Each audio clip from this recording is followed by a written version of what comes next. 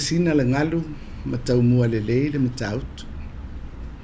Ua ngā foa le ata o manu nei le tua masanga. Ina ua malie le papa i ngala. Malie le lai to i wā. Ai laola na pule ua tōtō te tele. Ina ua aua manu le sa folauga o Samoa. O le tae au ma le afiafi o le aso lea. A o aso uma e fo ina mai e le tatou soifua.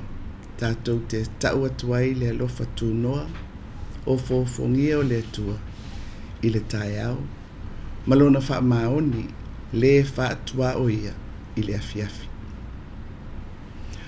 O te wha atulo watu i le afio lau afionga i le au malu o le Mālō ma lau masiofo.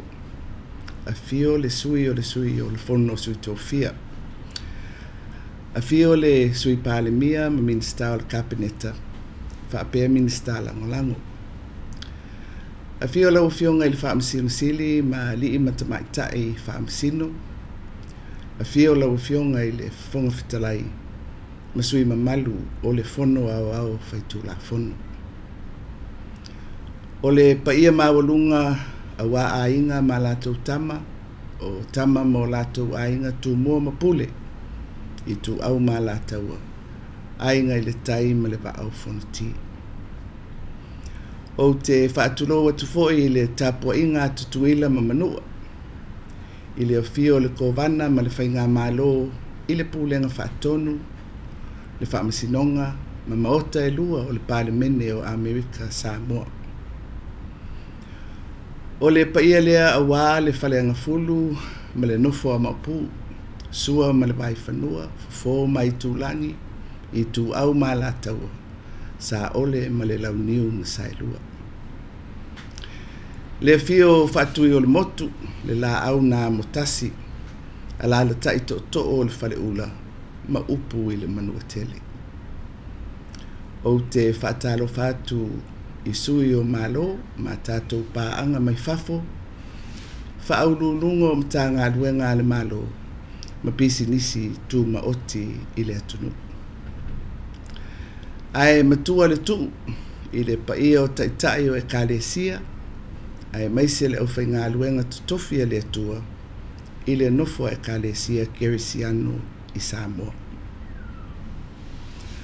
Ua whaafonga le atunu'u, i le malelenga lana afioga i le au mamalu o le Mālō mo le Krisimasi.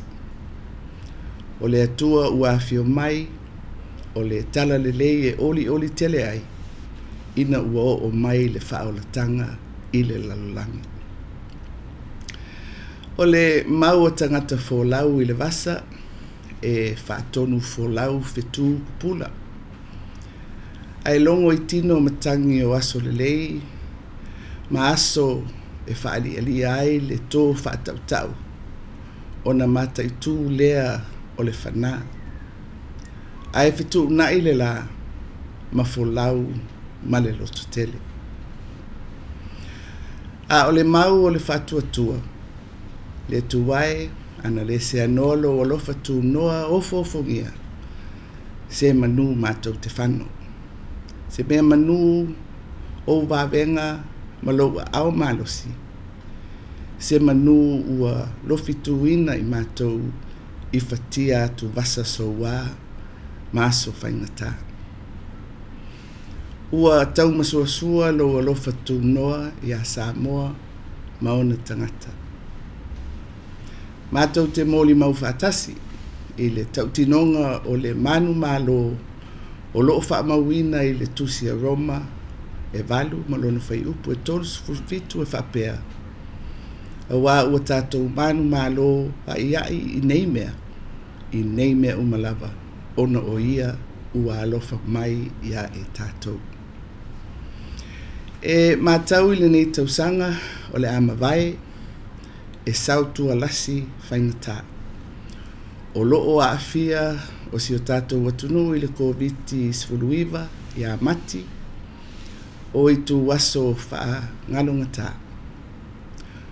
O ngā luenga ma awala uma sa tau mawhai e le tātou Mālō e pui ai le so ona pepesi o le wha mai. E le i whaingo fie. E wha pēr foi ia I lātou na maumau soifua o na oaunga tu ngā o le whama mai mana tu pēa.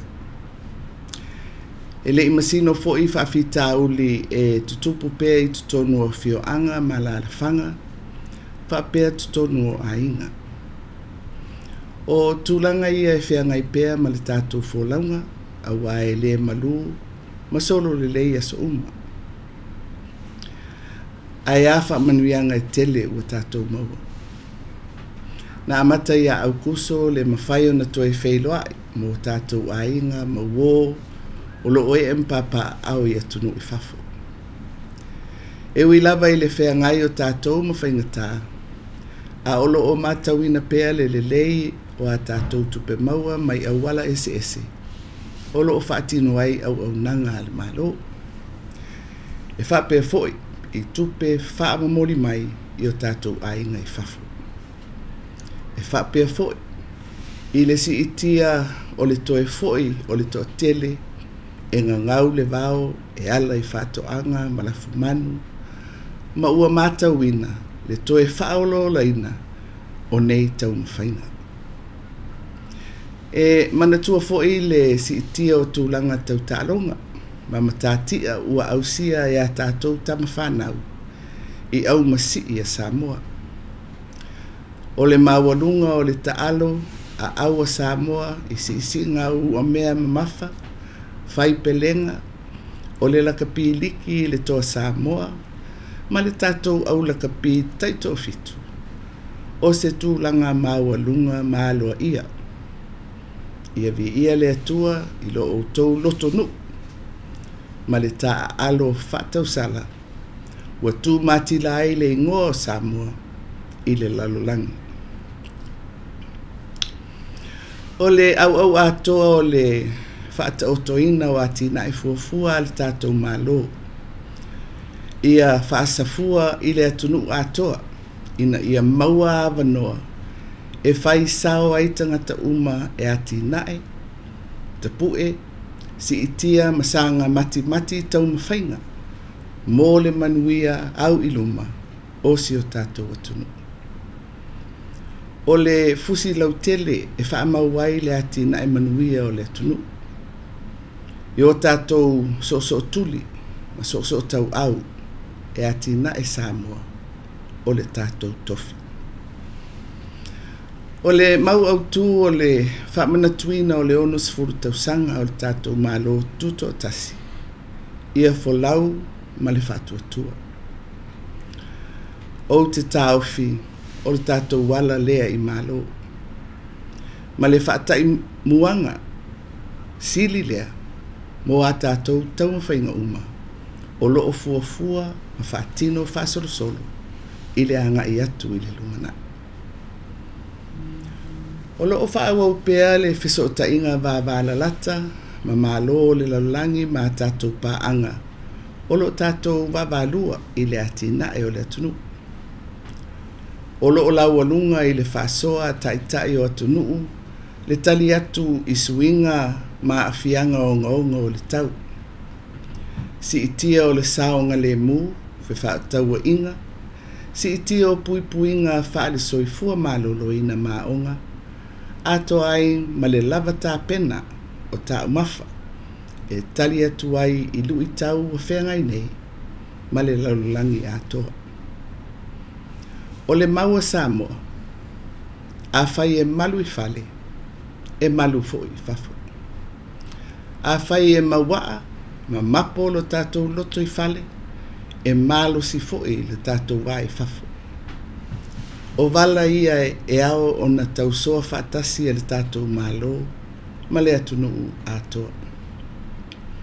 O fuafuanga le tātou Mālō mo le manuia au iluma o si o tātou atunu'u. E wha moe I le au whai ngā luenga, ma le ngā lulue vāwāla lata ma pisinisi ma whalapo tonga tū mo oti. E wha malu e le pūlenga ma malu ali I ma whai pūle. A e lautua ma apepele I le tatalo wha manuia a le au whai ngā luenga to tofi a le atua. E sufi fo'i le tatou whawhianga i ai mā tatou pāanga mai whafo. I le awa whatawhata o loo mamanuina i le tatou wanganu'u ma le talitonunga whakerisiano. O poutu ia, e le so ona si i ai se matalalanga, pe whau mau pito tasi se fuafuanga. Pe whaapito manuia tasi, ini whaamanuianga e whaasafua mō le atunu. E tāua le sao tangata uma, mai amana ia le tuualalo e whalele ai tonu whai, awa o le sao Samoa e whautele. O lea ua api le uli maafu le tausanga, ma ua whaatau mua awa le sa folauga o le atunu'u e whaafeiloai le lua afe luas fulutolu. O le anganga whaafitai e momoli atu i le paia o Samoa. E afua mai le pule mamalu o ali i mawhai pule mai tūtino uma o whainganu. O te whaafitai atu i lo outou fatuā'iga tausi, ma lo outou taʻitaʻiga ma galuega uma e vaavaalua ma le tatou Mālō, mo le atinaʻi manuia o le atunu'u. O te whaafitaia le sao o tatou pāanga mai whafu. Ua ono sifuru tausanga o folauga whaatasi pea Samoa ma ana pāanga mai whafu. Whaafitai mo le latou sao tāua isi o tatou atunu'u. O te whaafitai atu i le awhaingaruenga a le Mālō i ona i tūtino ese. Whaapea kampani ma whaalapu tonga tuma o ti uma i le atunu'u. Whaafitai tele, le ngālulue ma le whaitaulanga mo Samoa.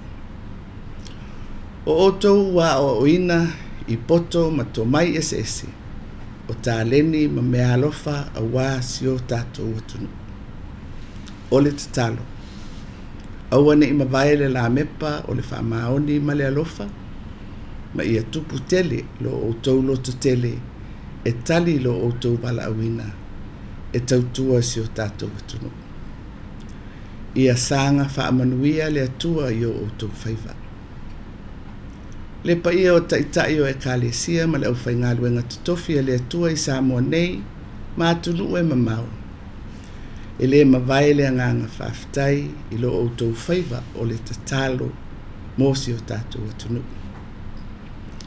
E ui ina sauā le tatou savalinga, o te tauwhi, o lo outou tulivae i lumo le atua, o lo o toafi le muwai le atunu.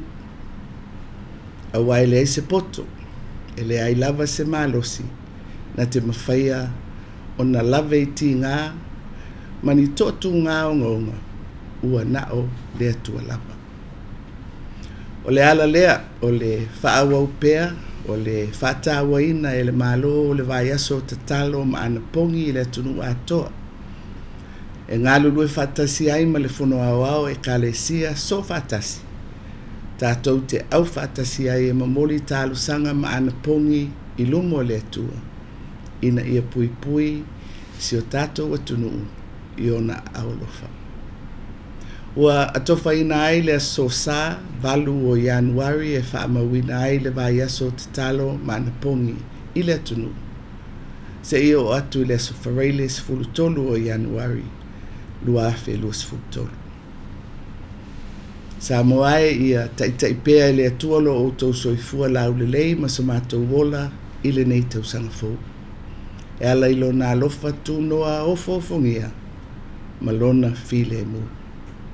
Ia manuia le Tausaga Fou soifua.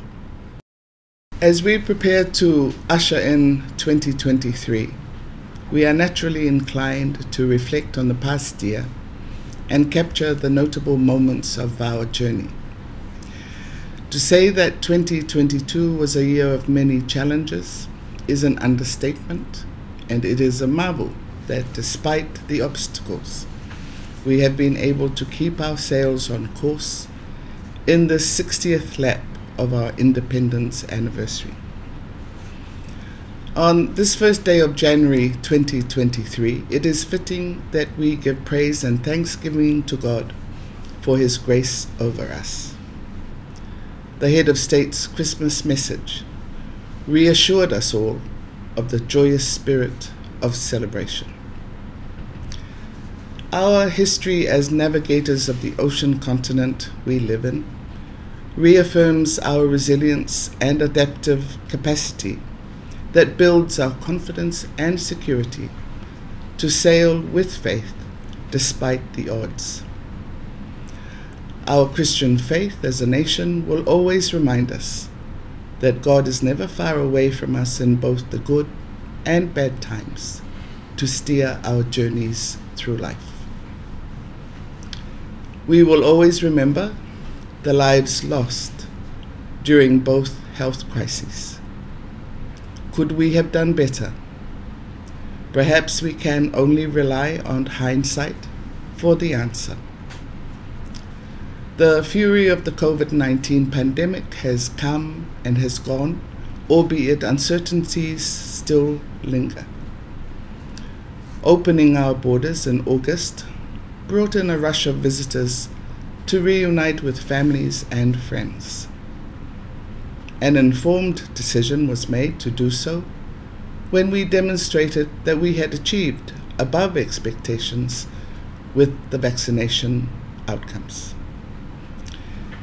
Let us pay tribute to the commitment and sacrifice of all our frontline workers at our borders, health workers, our development partners, and all our communities for the high level of coordinated cooperation and selfless service. According to the latest figures from the central bank, our economy remains stable with revenue collection surpluses. Remittances continue to increase, and there is a notable rise in the number of people returning to farming and agriculture for subsistence and commercial operations. Entrepreneurship is gradually returning. I thank you all for taking the initiative and using innovation to assist our families without waiting for the government to take the lead. We are persisting with reforms to ensure the meaningful engagement of our communities in the development process, as it is imperative for everyone to work together and strengthen networks and partnerships. In this connection, I acknowledge with gratitude all efforts made to ensure efficient service delivery to our communities throughout this past year. I thank the Council of Chiefs, the church leaders, and social institutions for working closely with the government to promote the National District Program. The impacts of global events, including the Russian war in the Ukraine, have reached our isolation, and we are feeling the rise of fuel and food prices. We need to generate homegrown solutions through the implementation of the pathway for the development of Samoa and seeking innovative financing options to address the pervasive impacts of climate change that threaten our existence. Samoa continues to be actively engaged and plays a significant role in international and regional dialogues where important issues to enhancing our resilience are negotiated, including climate change, peace and security, labor mobility, health, education, and food security. It is important that we add our voice to a collective consensus in order that we be heard. We have been in the thick and thin of a highly contested Blue Pacific region.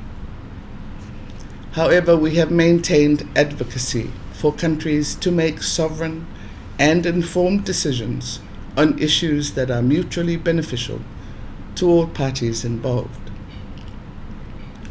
We participated in a number of Pacific summits, including a Pacific US summit, at which we promoted the importance of all-inclusive summits with all Pacific Island Forum members involved. We have hosted many high-level visits, including of foreign ministers, around the issue of regional security. 2022 has been a huge success for Samoa on the sports front. Our congratulations go out to all our national teams, namely weightlifting, boxing, rugby league, and rugby sevens and 15-a-side, for their stellar performances internationally. You have flown the tricolours of our flag in all corners of the globe with the help of technology. Thank you for being exemplary ambassadors for Samoa. I acknowledge with appreciation the support of our development partners. While some are modifying modalities for aid delivery to gain efficiency and speed up spending, there is value in accepting more use of country systems developed through extensive reform programs. I commend the positivity of our public in delivering services inside and outside of government, including in the private sector and civil society organizations. Thank you for your commitment to serve our people. To the church leaders of various denominations, thank you for uplifting Samoa in your prayers every day. The scriptures remind us that only through prayer, thanksgiving, and supplication shall enable us to know and respond accordingly to God's plan for Samoa. For this purpose, government continues to commit to the week of prayer and fasting in partnership with the National Council of Churches.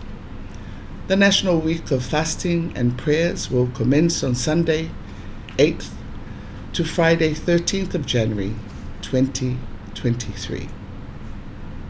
Happy New Year, Samoa. Soifua.